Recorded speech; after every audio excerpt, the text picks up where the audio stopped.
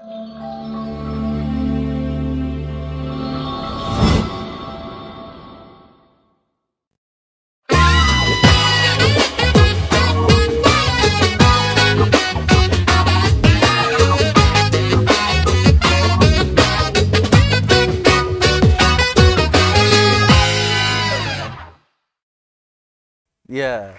shalom semuanya. Shalom. Kembali lagi di dalam acara Bible Talk. Ketemu lagi.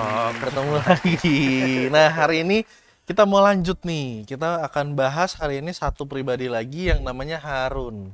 Harun. Iya, kan ada tuh bakurapan di kepala Harun. Nah, Lagu ya, lagu. jadi lagu. Nah, Harun ini kan kalau kita lihat latar belakangnya itu memang dia adalah kakak Musa. Nah, tadi aku juga sempat bicara sama Om Prana, mungkin Musa ini anak terakhir kali ya, Om ya? Iya, kayaknya anak terakhir. Dia kan Bontot. paling bontot kan, Harun. Terus satu lagi kayaknya ada cewek deh kalau nggak salah ya.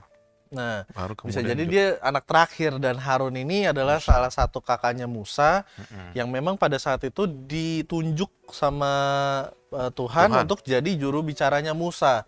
Memang karena kalau kita lihat waktu itu Musa kan sama-sama kita sudah baca, banyak yang sudah kita ketahui bahwa Musa itu pada saat ditunjuk sama Tuhan memang dia nggak langsung iya Tuhan ayo gitu, tapi memang dia mencoba untuk memberi alasan bahwa saya ini bukan orang yang pandai bicara Tuhan, dan pada akhirnya Harun inilah yang terpilih untuk menjadi juru bicaranya Musa gitu. Nah, kalau sekarang ini kan kita lihat banyak juga ya yang jadi juru bicara begitu ya. Iya, Kayak kepresidenan aja ada juru bicaranya, benar nggak sih? Iya, juru bicara kepresidenan, partai politik ada juru bicaranya juga. Nah, berarti menurut Om Prana nih sama Bang Pil, peranannya tuh penting banget nggak ya? Ya, kalau menurut saya nih peranannya memang penting, Ren, karena kalau juru bicaranya ini seorang yang nggak cakap, nah besok-besok kalau datang lagi nggak bakalan diterima gitu loh. Paling nggak dia harus bisa menguasai situasi, menguasai keadaan, tahu siapa yang dihadapi, punya karakter yang baik. Nah, itu juga menurut saya jadi seorang juru bicara harus punya hal-hal seperti itu gitu. Dia juga harus menguasai materi yang akan dia iya ya, yang harus dibicarakan. Nah, menurut Bang Pil, perannya si Harun pada saat itu tuh penting banget nggak, Bang? Iya, kalau kan dari yang kita baca Musa sendiri kan dia bilang ya itu dia nggak cakap Fasih lidah. nggak fasih lidah gitu kan. Nah, kalau memang untuk ukuran seorang pemimpin, kalau misalnya nggak pinter ngomong kan bahaya gitu kan. Maksudnya kalau pemimpin itu harus yang berwibawa gitu. Mungkin pesan atau intinya bisa sama gitu, tapi kan penyampaian katanya tuh harus apa ya? Harus bisa membuat bangsa yang dipimpinnya juga mau ikut gitu. Kalau saya kayak kita tahu kalau terkenal itu mantan presiden kita Pak Soekarno itu kan, itu kalau pidato itu orang berapi-api gitu kan, bersemangat gitu, karena benar-benar penyampaian pidatonya itu emang mantep banget gitu. Nah, kalau menurut saya juga ya ini makanya maksudnya kenapa akhirnya Tuhan juga pilih Harun ini sebagai juru bicara juga ya mungkin untuk memperlengkapi kekurangan Musa pada waktu pertama kali dipilih gitu. Jadi penting banget sih harusnya. Nah, berarti kalau aku sih ngeliatnya bahwa dalam kata lain si Harun ini mungkin pada saat itu kenapa dipilih jadi juru bicara juga mungkin kemampuan dia berbicara, public speakingnya memang bagus kali ya. Lebih baik daripada Musa. Iya, lebih baik. Dan kita lihat memang kalau kita bahas sedikit tentang silsilahnya dia, memang dia menikah dengan Eliseba. Eliseba dan dia punya 4 anak ya. Dia punya 4 anak dan memang diceritakan juga bahwa kedua anaknya itu sempat dihukum Tuhan dan pada akhirnya juga mati gitu. Sedangkan kalau kita lihat memang Harun ini satu pribadi yang cukup luar biasa, tapi memang nanti di pertengahan jalan dia juga sempat memberontak kan ya. Dia sempat ada pemberontakan, tapi memang kalau buat aku terpilihnya dia sebagai juru bicara itu juga atas kemauan Tuhan juga sih.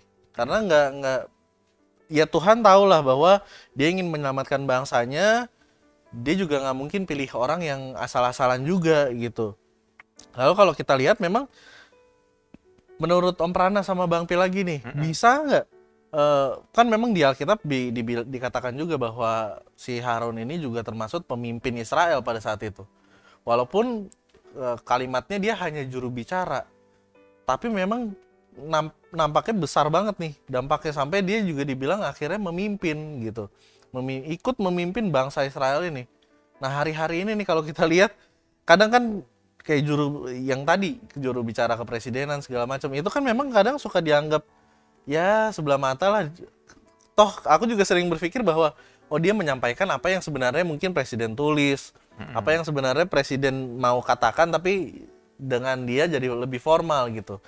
Nah jadi aku melihatnya memang ini penting banget gitu. Nah kalau Om Prana lihat, apakah memang Harun bisa dikatakan juga sebagai pemimpin pada saat itu?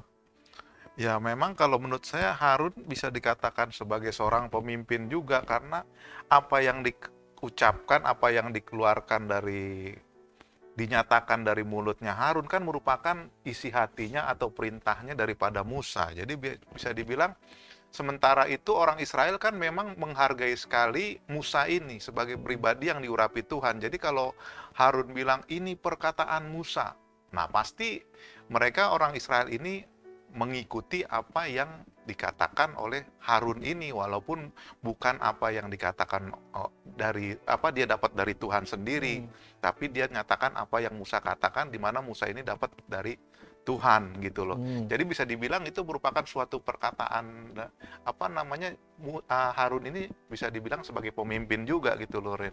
Bisa ya, walaupun hanya juru bicara. Karena kalau juru menurut Bang bicara. Pil, dia masuk kualifikasi pemimpin nggak saat itu? Walaupun memang sudah dijelaskan ya bahwa dia termasuk pemimpin gitu.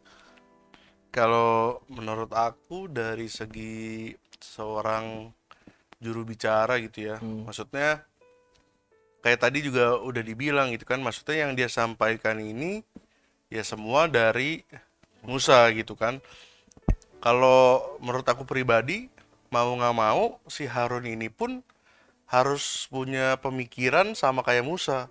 Karena kalau enggak, dia cuma sekedar menyampaikan, nggak akan sampai juga pesannya gitu.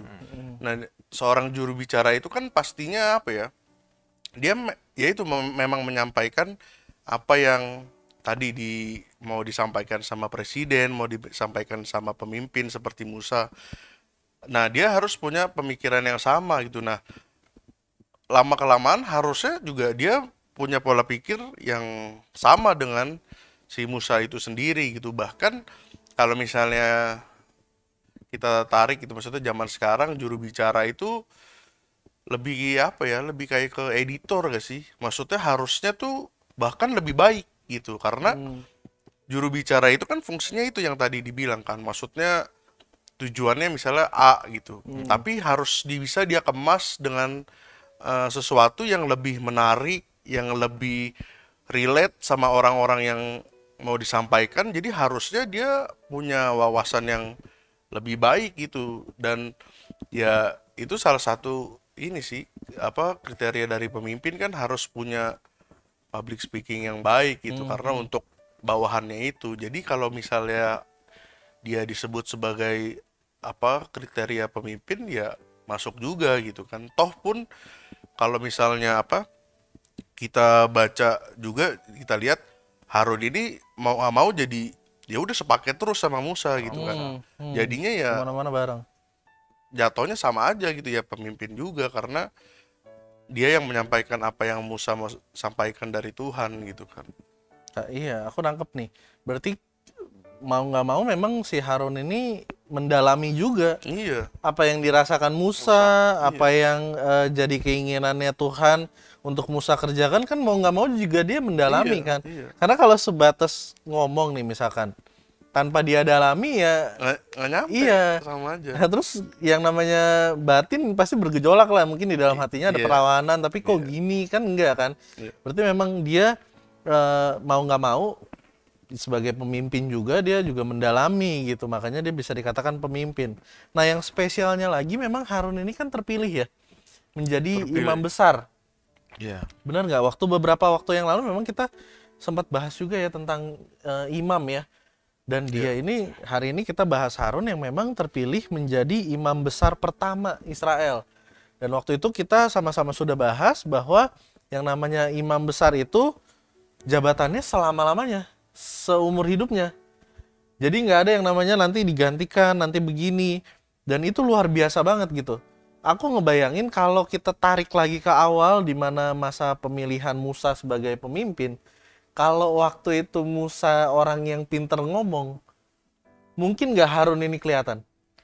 Ya pasti Harun nggak bakalan kepilih, karena kan terpilihnya Harun itu karena Musa merasa bahwasanya dirinya nggak mampu nih. Makanya akhirnya Tuhan bilang bahwasanya nanti kamu temuin saudara kandungmu, dalam hal ini abangnya yang namanya Harun itu. Harun, ya. Makanya jadinya satu paket lah mereka berdua. Kalau Musa pada saat hari itu dia pinter ngomong, dia nggak perlu orang, dia udah percaya sama Tuhan aja mengikuti dia. Harun ini kisahnya bukan jadi imam kali, entah ceritanya kayak gimana gitu. jadi beda cerita ya. Iya, beda jadi Iya, cerita lagi gitu loh menurut saya, Ren. Ya, menurut Bang Pil, kalau hari itu Musa pinter ngomong, gimana tuh? Hari itu ya kayak Makan Pak dulu enak Prana kali ya? tadi bilang gitu. Maksudnya kan memang Cerita. yang ditulis kan maksudnya karena Musa ini berdalih dia nggak pinter ngomong, makanya Tuhan memilih Harun. Ya udah nih dia yang jadi juru bicara kamu gitu kan.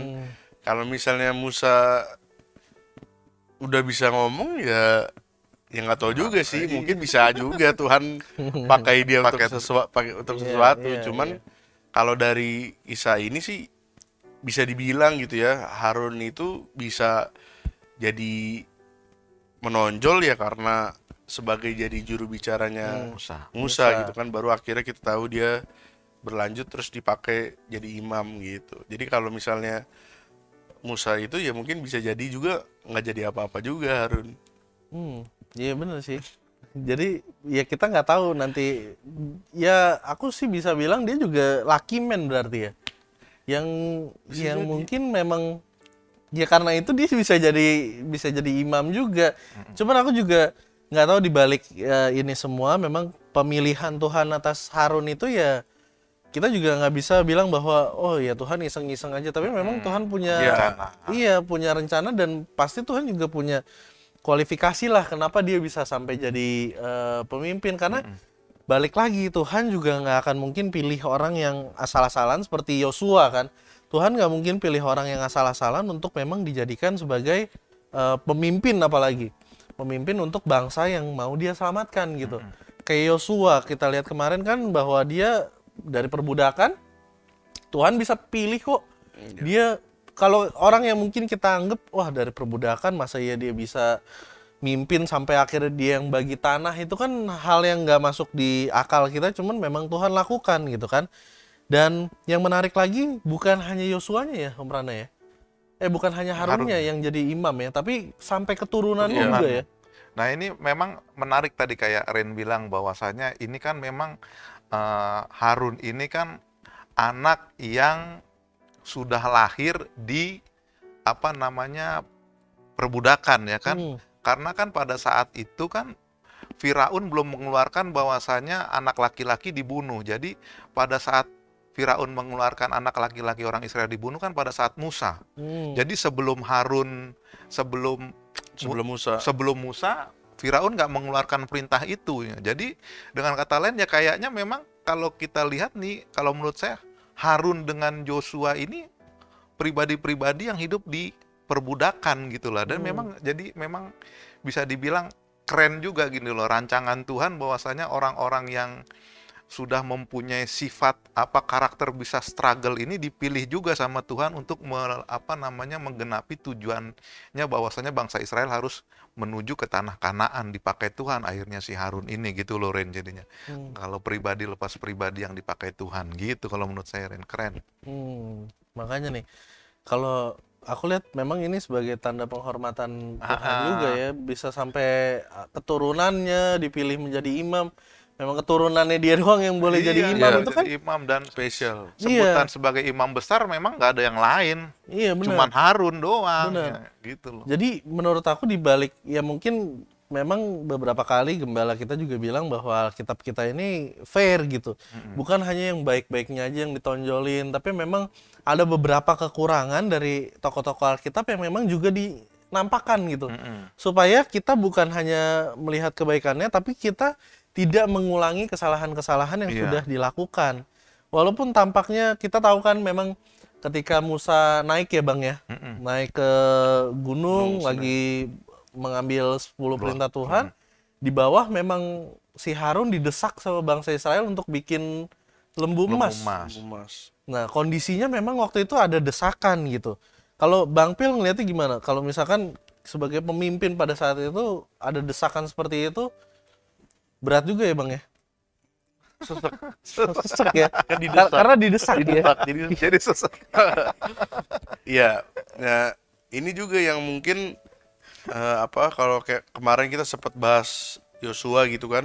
Nah ini yang membedakan gitu, maksudnya mental seorang pemimpin yang benar-benar sejati sama yang kurang gitu bisa dilihat dari keadaan-keadaan seperti ini gitu. Maksudnya ya pasti setiap kita manusia biasa aja ada desakan-desakan tersendiri gitu ya, apalagi konteksnya seorang pemimpin yang harus mengepalai banyak orang yang belum tentu sevisi sama dia gitu. Nah ini yang makanya kejadian waktu bangsa Israel itu istilahnya mulai kumat lagi gitu kan, terus mendesak pokoknya gimana nih kita butuh sesuatu yang Kita jadikan Allah gitu ya kita jadikan Allah, bisa Satu kita sembahan. lihat Bisa gitu kita dengan mata gitu. Nah akhirnya tapi ya mungkin balik lagi gitu ya ke pribadi Harunnya tersendiri yang belum terlalu komit untuk menyembah Allahnya secara satu-satunya gitu. Akhirnya jadi ya udah Ikut. iya Ikut. mau nggak mau nih, daripada didesak juga kah, mungkin dari Harunnya pribadi apakah dia juga ada sempat kepikiran juga gitu kan, bisa jadi. Nah akhirnya ya itu terbawa sama keadaan desakan itu gitu. Nah ini juga yang mungkin kita juga sering jadikan alasan gitu ya, maksudnya keadaan mendesak ini yang kita jadikan toleransi gitulah ibaratnya untuk menyimpang dari yang seharusnya gitu. Iya benar, jadi Ya. desakan ini ya. Ya memang ini juga kayak Phil tadi bilang, kita pelajari juga mengenai kejadian si Harun ini didesak oleh orang Israel untuk bikin sesembahan untuk disembah. Akhirnya si Harun mau gitu kan. Ya kalau kita aplikasikan dengan keadaan sekarang kita ini, ya mungkin kita misalnya dalam keseharian kita nih sebagai seorang karyawan, mungkin kita didesak kalau lu mau punya pangkat tinggi, lu harus pindah agama. Iya. Nah bisa jadi kan Iya, kayak iya, gitu kan. benar, benar. Akhirnya karena kita pikir, waduh keadaan perekonomian gue begini nih, ya udahlah gue pindah agama aja atau pindah keyakinan lah, biar permasalahan perekonomian gue, biar karir gue lebih naik lagi, ya gue pindah aja. Nah ini bisa juga terjadi dalam kehidupan sehari-hari kita loh, dalam perekonomian kita, dalam posisi kita sebagai karyawan, akhirnya kita mau ikut, Tuhan kan sama aja gitu kan, Tuhan kan sama aja, yang manapun juga bisa kita jadikan Tuhan. Karena kita lebih mementingkan diri kita, karena kita lebih mementingkan supaya kita keluar dari masalah. Akhirnya kita mau bikin sesembahan yang baru, akhirnya kita mau melepaskan kepercayaan kita, padahal kan kita sudah tahu bahwasanya Harun ini pun pribadi yang dipilih Tuhan untuk menjadi pribadi yang bisa dibilang dikenal loh. Sampai sekarang nih jadi pembicaraan ini pribadinya Harun, kayak kita aja sekarang. Padahal mungkin dulu si Harun nggak pernah berpikir bahwasanya dia akan menjadi batu sandungan, pribadi juga yang dibicarakan sampai sekarang Betul, gitu loh. betul. Nah itu makanya ya itu bisa juga kita jadikan pelajaran, jangan sampai kita akhirnya mau karena desakan berpindah ke kepercayaan lain, memilih iman yang lain daripada Tuhan kita gitu loh Ren, kalau menurut saya dari salah satu pelajaran Harun ini, peristiwa Harun. Menikah juga banyak. Nah, menikah juga, misalnya didesak nih, udah umur nih, belum nikah nih. Akhirnya ada orang seberang yang bilang suka sama kita kan gitu, Iya, Phil. Ya udahlah, mau nggak apa-apa lah. komitmen gitu kan. Oh Daripada iya, benar benar. daripada setiap kita datang ke resepsi, weh mana lu mana gitu. Ditanyain terus, Ditanyain terus. Ya, memang desakan-desakan ini yang kadang bikin orang ya itu integritasnya akan diuji gitu. Iya. Dan memang banyak sekarang ini orang yang demi pengikut yang banyak, demi followers, Nah, dia bela-belain untuk jadi seseorang yang menyimpang nih akhirnya. Dia mencoba untuk gimana caranya gue disukain banyak orang, tapi nggak mikir gimana caranya gue disukain sama Tuhan nih. nah, Makanya dia mencoba untuk menyimpang. Kita juga nggak tahu motivasinya Harun pada saat itu apa ya. Sampai akhirnya mengikuti desakan daripada bangsa Israel. Oke lah, mungkin pada saat itu bangsa Israel begitu banyak dan dia mungkin sebagai sendiri di bawah kan. Sendiri di bawah. Musanya lagi di atas. Musanya lagi. di atas. Udah lama nggak turun-turun nih, Iya. jangan mati nih. Dia juga bingung kan, aduh gimana nih ya, mau ngomong apa. Nah tapi kita juga nggak tahu di balik itu, karena memang kalau nanti kita lihat, dia juga sempat mengadakan pemberontakan. Pemberontakan kepada kepemimpinannya Musa. Aku juga berpikir apakah mungkin karena kecemburuan, karena mungkin aduh kok Musa dipercaya gitu. Nah sedangkan dia lihat, wah kayaknya mungkin ini saat yang tepat juga nih buat gue disukain sama bangsa Israel nih. Udah gue ikut aja deh supaya bangsa Israel nih nantinya ngepronya sama gue. Nah itu mungkin aku juga nggak tahu cerita-cerita di balik itu, tapi memang kalau kita baca nanti ke depannya, dia sama si Maryam ya, Miriam. Nah itu memang memberontak daripada kepemimpinannya Musa. Padahal jelas-jelas dia yang dari awal sama Musa gitu loh, yang udah tahu apa tujuannya, udah nyocokin satu visi misi nih sebenarnya. Tapi yang kayak gitu juga masih memberontak juga. Ini mungkin yang bisa dibilang musuh dalam selimut kali ya. Enemy in the blanket. Ya memang selain itu juga musuh dalam selimut bisa dilihat juga ini loh Ren, apa namanya, hubungan saudara kandung itu kadang-kadang memang tidak selalu harmonis gitu loh. Apalagi kalau misalnya kita merasa bahwasanya ada yang dianak emaskan. Nah ini juga bisa merubah jadi papa terlalu menganak emaskan nomor 1 apa nomor 2 gitu. Jadi itu menimbulkan kecemburuan yang akhirnya terjadi konflik. Gimana caranya supaya bisa dapat perhatian juga dari orang tua ya. Biasanya sih sehubungan dengan nggak jauh-jauh lah mengenai materi dalam keluarga kan gitu kan.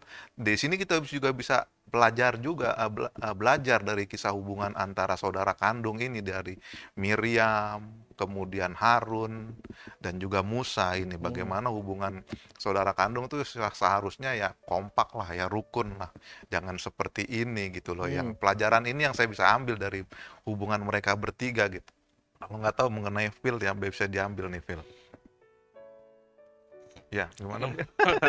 Ya kalau ya balik lagi sih masih membekas soal Yosua kemarin gitu ya. Mungkin balik lagi itu yang kemarin pas waktu Yosua kita bahas juga, yang menjadi penekanan juga hubungan pribadi gitu. Iya. Kayak si kemarin kita bahas soal siapa, Yosua itu kan dia sama kan tuh istilahnya, ibaratnya jadi partnerannya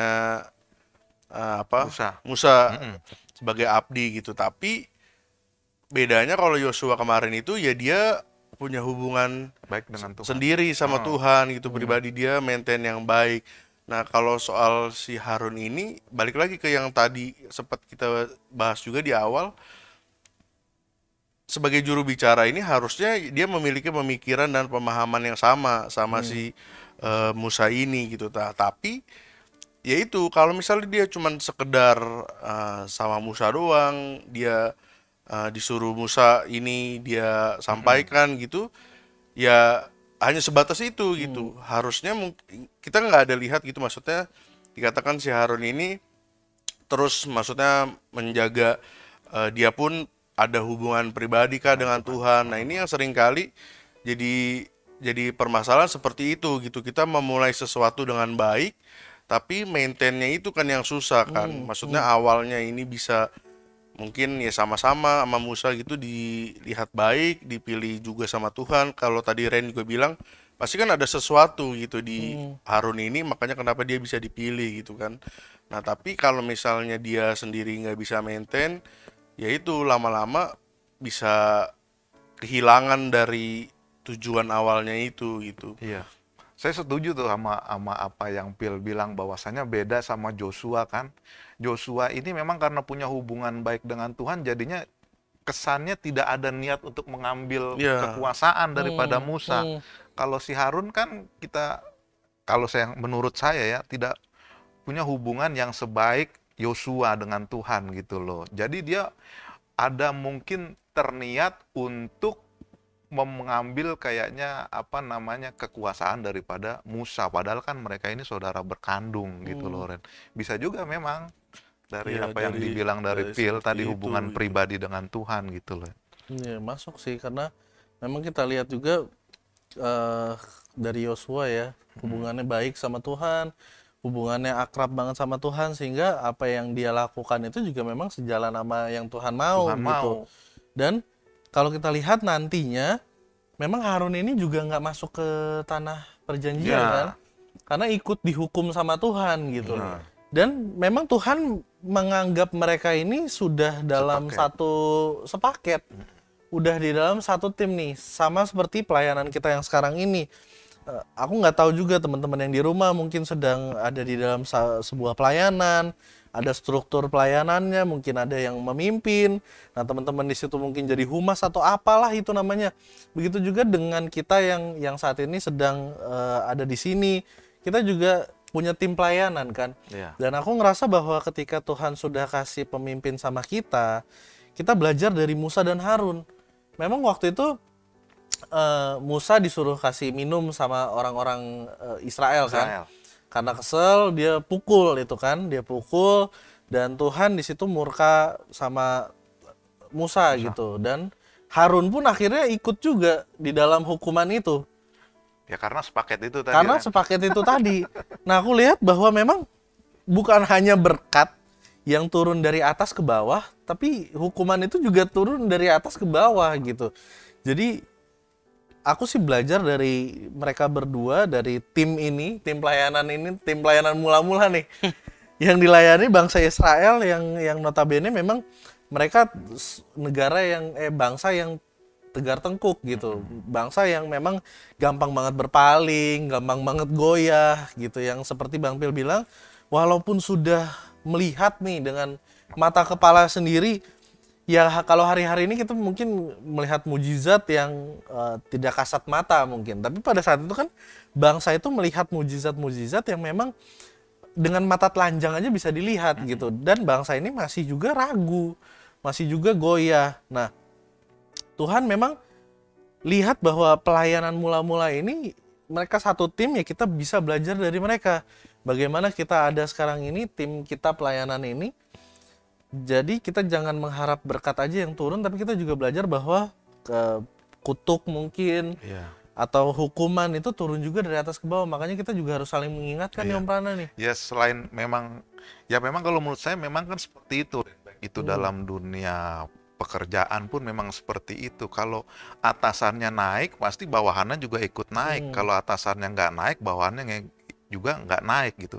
Jadi dalam segala sesuatu memang ini bisa diaplikasikan gitu. Kalau kita mau karir kita bagus, ya bekerjalah dengan bagus gitu loh. Jangan kita ibaratnya kayak kalau kata orang sikapnya itu kayak kodok ya Kak. Kodok. Gaya kodok berenang Kenapa katanya. tuh? Ya yang di atas diituin, kalau mau ke atas kiri kanannya disingkirin, yang di Disingkirin, bawahnya ditendang gitu loh. ditendang. Jangan kayak gitu dalam meraih keberhasilan. Tapi berusaha merangkul semua, yang di atas kita dukung supaya dia semakin ke atas, biar kita juga ikut naik dan yang di bawah kita pun ikut naik gitu. Itu bisa diaplikasikan gitu loh. Jangan kita mau kita di atas tapi kita ngejelek-jelekin atasan kita. Kita ngejelek-jelekin bawahan kita mungkin. Nah, tidak seperti itu untuk meraih sesuatu yang baik gitu loh Ren, dalam segala sesuatu. Baik itu di pelayanan maupun di Sekuler. sekuler. Gitu aja Ren yang saya sampaikan. Kalau Bang Pil ngeliatnya tim pelayanan mula-mula nih gimana? Dan pelayanan, ya itu memang tanggung jawab sebagai seorang pemimpin itu besar gitu. Maksudnya ya harus tahu kalau misalnya memang sudah diberikan mandat dan jabatan sebagai seorang pemimpin ini ya benar-benar harus menjaga diri gitu, karena ya memang berat banget gitu kan, kayak kita tahu sendiri. Pokoknya kalau zaman sekarang pun bawahan salah pun yang harus bertanggung jawab kan pemimpin gitu, Pemimpin. karena kan benar-benar dia tuh harus bisa menjadi contoh, menjadi gambaran lah gitu. Nah ya itu apa yang benar-benar harusnya dipegang sungguh gitu sebagai ini. Kalau udah jadi pemimpin ya benar-benar harus menjaga mandat itu dengan benar dan sungguh gitu. Hmm. Terus aku juga belajar lagi, kita nggak boleh memberontak terhadap orang yang memang Tuhan pilih ya. Iya. Ya, Gitu. Makanya kita juga, aku juga banyak belajar sih, maksudnya sekarang ini untuk nggak gampang menghakimi orang, maksudnya nggak gampang lagi untuk bilang wah orang ini sesat, orang ini begini, orang ini begini, karena takutnya memang itu ketika aku memberontak terhadap orang yang ternyata Tuhan pilih, itu kan gawat banget gitu. Sedangkan ternyata dia pilih ya, kita harus nyatu gitu. Makanya penting banget buat aku juga ternyata untuk berkomunitas gitu, nggak sendiri, karena ketika sendiri pun ya itu kita juga nggak ada orang-orang di kanan kiri kita yang mendukung. Makanya tadi seperti yang Om Prana bilang, jangan coba untuk menggeser orang lain dan menendang orang lain, tapi memang kita harus merangkul supaya kita sama-sama melayani gitu. Iya. Dan kalau bisa ditambahkan lagi mungkin Om Prana. Nah, selain daripada memang itu kita bisa aplikasikan juga di dunia sekuler, ya yang menarik dari kisah Harun ini bagaimana hubungan antara trio kakak beradik ini loh dalam adik menjalan. berkakak. Ya, adik berkakak, kakak beradik beda ya. Ya dalam dalam keseharian, dalam berhubungan satu dengan yang lainnya. Kalau di sini dilihat dalam pelayanan, ya memang kalau dilihat dari kisah Harun ini ada yang masalah nih ya dalam menjalani pelayanan mereka gitu kan. Mereka bukan kadang-kadang dikisahkan ini bahwasanya ada yang berusaha untuk menggagalkan, ada yang berusaha untuk menjatuhkan si Harun gitu ya kan. Menjatuhkan si Musa. Jangan, itu kan tidak bagus sebenarnya. Kalau kita kakak beradik ini kompak kan lebih bagus gitu dalam menjalani keseharian dalam berkeluarga gitu loh. Saling mendukung, saling menghargai, saling mensupport, saling menjaga dalam hubungan antar keluarga. Nah, itu lebih bagus lagi. Ya, salah satu yang bisa kita pelajari dari kisah Harun ya kalau menurut saya yaitu selain daripada mendukung atasan dalam menjalankan tugas dan tanggung jawab yang telah Tuhan berikan. Gitu, Pil, kalau Ren, menurut saya. Nah, memang setelah itu dilakukan, di balik kesalahannya dia, Tuhan masih berikan penghormatan, yaitu cucunya, keturunannya masih boleh jadi imam kan. Berarti kan memang Tuhan bukan langsung dibuang gitu aja, Tuhan lalu lupa. Iya. Di sini juga aku belajar bahwa apa yang kita lakukan itu ternyata berdampak juga loh. Berdampak buat keturunan kita nanti. Jadi yang kita tabur sekarang bisa jadi bukan kita yang tuai. Iya. Tapi keturunan kita yang nantinya tuai gitu. Jadi apa yang kita lakukan, pelayanan kita kerjanya sungguh-sungguh, apa yang kita kerjakan, kita lakukan seperti untuk Tuhan, kita percaya kok kayak aku tidak menuai, tapi kita percaya memang keturunan kita yang menuai. Kayak Pak Prana mungkin ya nanti mungkin Ekel nanti sama Janeta atau anak mereka bisa jadi yang akan menerima tuayan-tuayan dari hasil apa yang Om Prana sudah kerjakan sekarang. Nah, kan kayak ada firman Tuhan bilang anak cucu orang benar tidak akan dibiarkan meminta-minta kan gitu kan. Akhirnya seperti itu. Itu kan masuk janji Tuhan kan. Iya.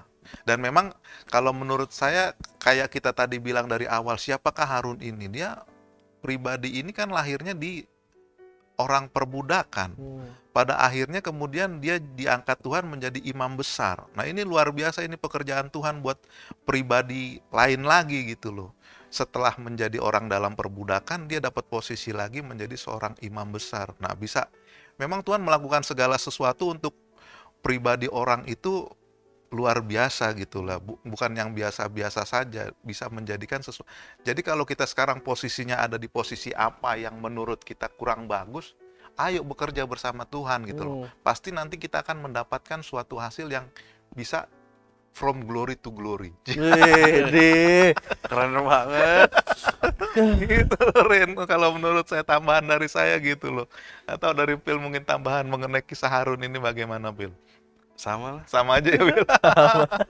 Sama, tapi ya itu paling yang tadi soal jangan mengusik orang yang diurapi Diurapi Tuhan Tuhan. itu benar-benar penting banget gitu, dan maksudnya itu juga yang jadi harusnya jadi pegangan kita Ya, gitu. Kalau misalnya tadi yang pertama jangan mengusik orang yang diurapi Tuhan itu ya karena begitu gitu, walaupun kita ada banyak juga lihat di Alkitab cerita-cerita tentang orang yang sebenarnya tuh udah salah gitu kan, tapi karena memang janji Tuhan dan urapan Tuhan Dia. udah terlanjur ada di orang itu, ya segimana rupa pun akan tetap dipakai Tuhan Iya, gitu. betul.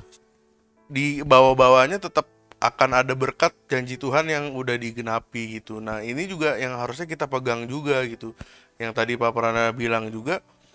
Jadi jangan apa ya, jangan kendur di tengah-tengah gitu. Jadi ya udah, memang kalau misalnya kita udah dipilih Tuhan, kita benar-benar lakukan aja terus yang terbaik Kerjakan. gitu.